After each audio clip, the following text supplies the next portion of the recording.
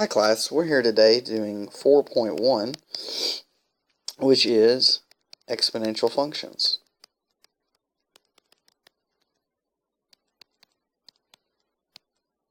So, we have about 3 more examples that I wanted to do in class but didn't get a chance to do. So, these videos are intended for you to be able to pick up on those without me having to sacrifice the time to explain well. Well, what we're going to do first is pick up on doing number 17, which wants you to graph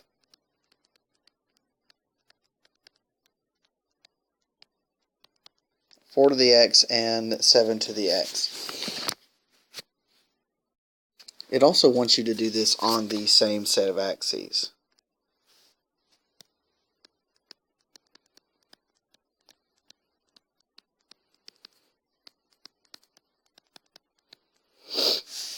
So what we're going to do is we're going to put this over in a little box. And the next thing we want to do is make a table of values.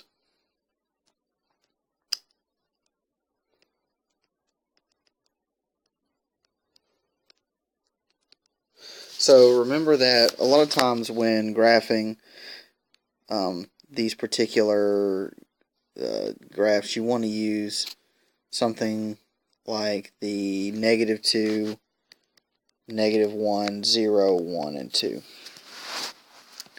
Now we know that anything to the 0 power is going to be 1. And we know clearly that 4 to the 1 is just 4, 7 to the 1 is 7, 4 squared is 16, and 7 squared is 49.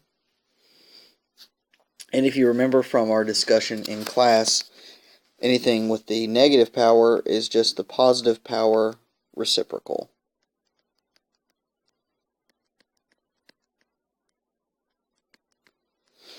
So now we have these points. So what we want to do is graph them on a set of axes. So, given this set of axes here,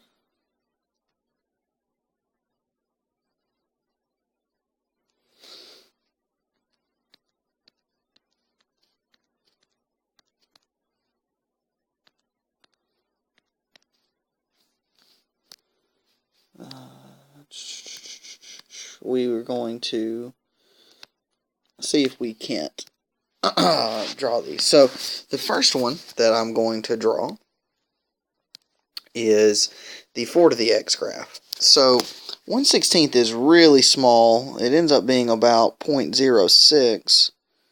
So that's not quite exactly what I wanted, but it'll work. And then 1/4 is 0.25. And then at 0 we go through 1. And at 1 we go through 4. And at 2 we're all the way up to 16. So we're kind of already off the scale.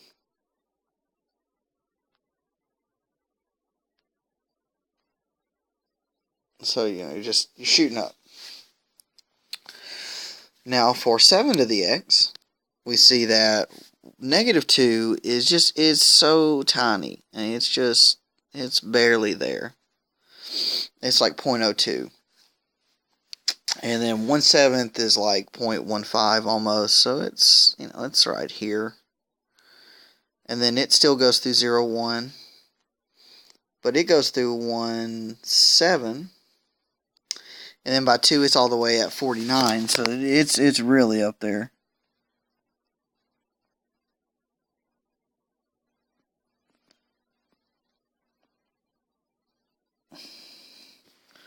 Alright, that's pretty junky. Let's see if I can undo that. Let's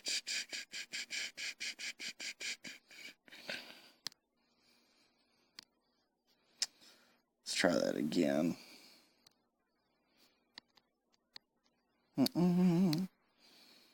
Put the dot here. That's probably a little more accurate. So, what we see is that, let's see if I can color over that other one real quick so it doesn't show up.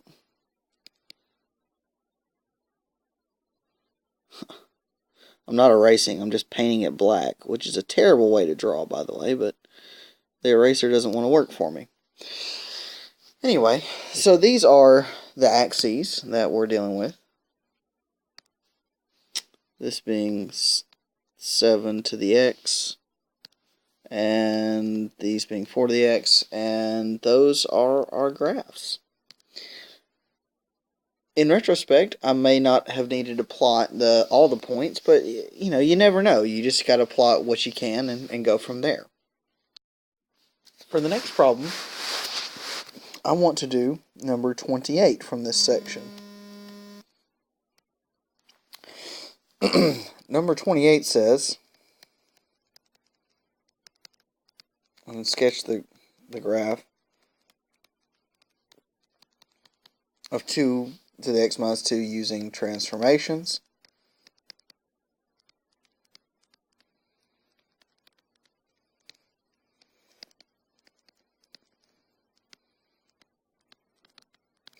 Now we want to state the domain, range, and asymptote. So just like before, we're going to go put this in the corner so that we have it, but it's not super intrusive. And then we want to do our answer. Now remember that the original domain of 2 to the x is negative infinity to positive infinity. That's for any exponential function, or any standard exponential function. And the range for any standard exponential function is 0 to infinity. Recall that it's a parenthesis on 0, not a bracket. And the normal asymptote is the line y equals 0. So if we have that graph,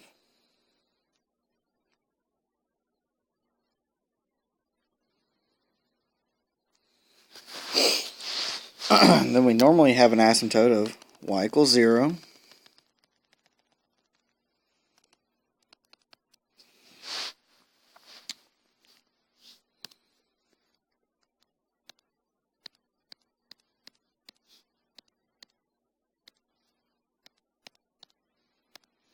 And we have the points 1/8, 1/4, 1/2, 1, 2, 4, and 8. So this is the normal graph.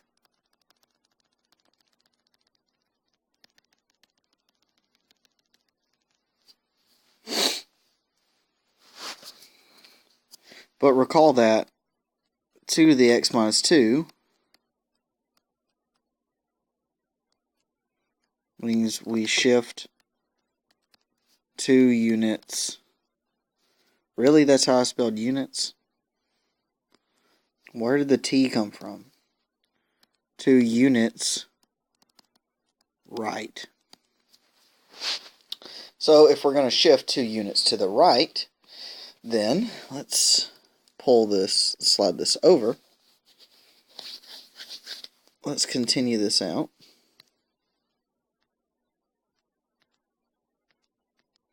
Then what we need to do is slide every point 2 units over. So if we've got, if we've got this point right here, we need to shift it over 2 units. Meaning we need to place it right there.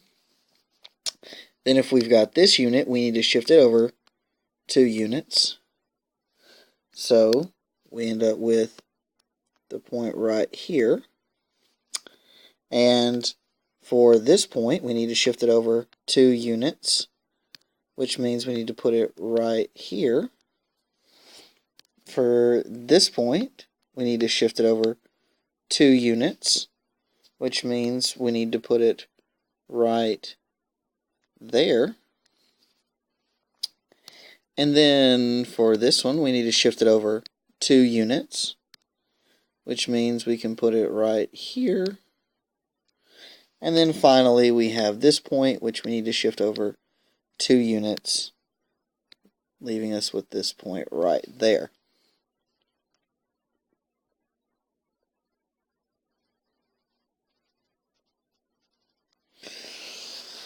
So what we notice is that since we're only shifting left and right, the domain doesn't change.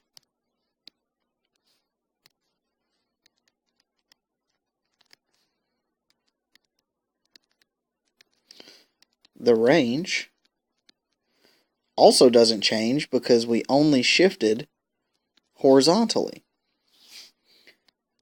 And again, the asymptote doesn't change because we only shifted horizontally. So this problem ends up working out pretty standard as to what you would think. Nothing really fancy here. For number 30, we want to do the same thing as in number 28. We want to sketch the graph of 6 minus 3 to the x. And we want to list the domain, range, and asymptote.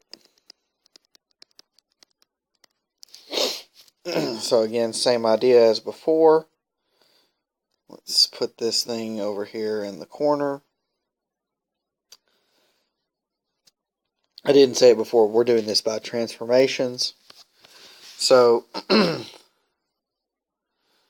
answer, remember that the base graph is going to be 3 to the x, which has a domain of negative infinity to positive infinity, a range of 0 to infinity, 0 with the parenthesis.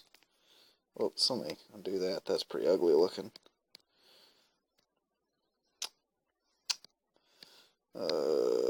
Well, can't. Okay, moving forward. And it has an asymptote of y equals 0. But this graph is a little trickier than the one we did for the previous problem. So I have 6 minus 3 to the x. But I probably want to rewrite that as negative 3 to the x plus 6. Which I can say this is an x-axis. Really? Man, I'm really bad at spelling today. X-axis reflection. And this is a vertical shift. So then what we can do is we can use this information to graph the function. So let's move this thing over. Okay, so now if I draw a standard graph, graph here,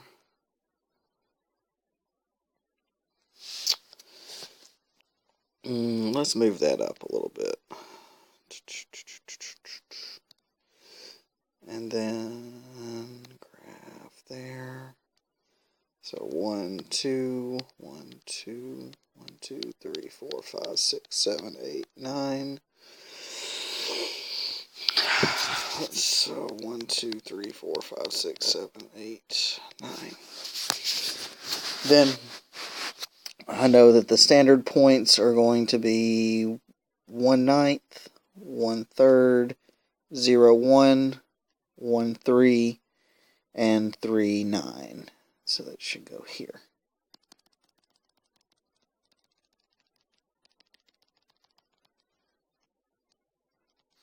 And that's 3 to the x. But what we want to do is we want to apply each of these shifts. So we want to apply this shift, or this transformation, sorry. Apply this transformation first, and remember that the vertical shift is always the last transformation that you worry about.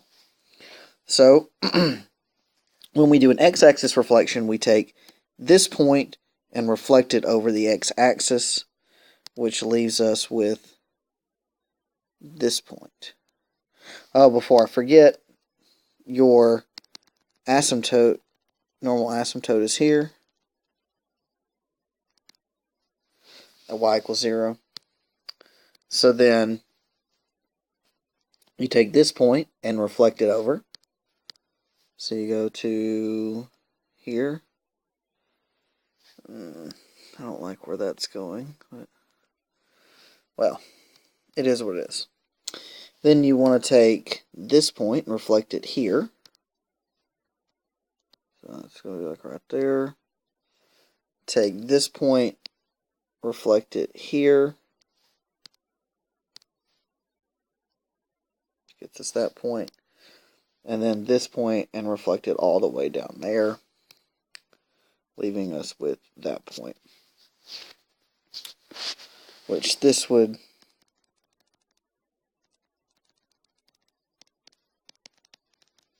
be the reflection. But then what you really want is the vertical shift. So when we do a vertical shift, we have 6 units up, so this goes up 6 units.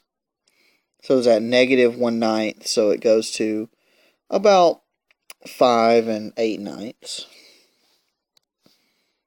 Let's see, right here. Something like that. And this point was originally at negative 1/3, so it's going to go up to 5 2/3, which is there. This point was at 0, negative 1, so it's going to go up to 0, 5.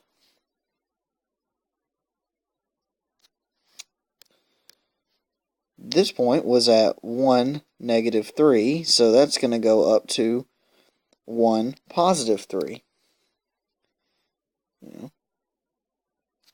Actually hitting the place of the original graph. And then finally you're going to see this point, 2, negative 9, shift up to 2, negative 3.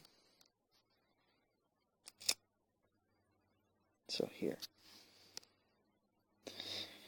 And it's important to note that the asymptote here is also going to shift up 6 units. So it's going to shift up to that point, or that line, y equals 6.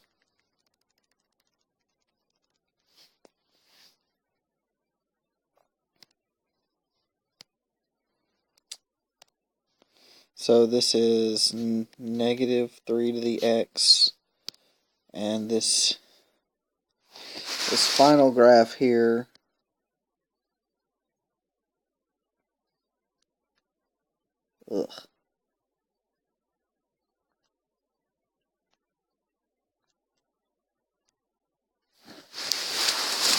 this is negative 3 to the x plus 6. Okay, so, well, we're going to shift that around, but that doesn't seem like it really wants to play nice. So, we're going to have to, let's see if we can just zoom it and make it small enough that we can write it.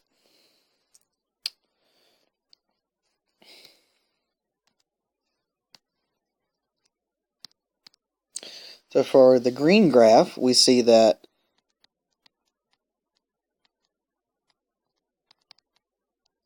the domain, it just stays. Honestly, pretty much for all these exponential functions, the domain's going to stay. The only time you're ever going to run into issues is if you had like 3 to the power of the square root of x. But that's not even what I would call strictly a regular exponential function. So for the most part, the domain is not going to change. What is going to change is our range. You see now that we go all the way down to negative infinity, and then we go up to positive 6, but we don't ever touch it.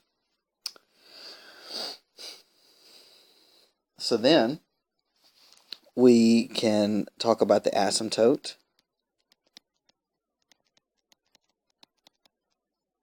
Man, this is drawn like junk.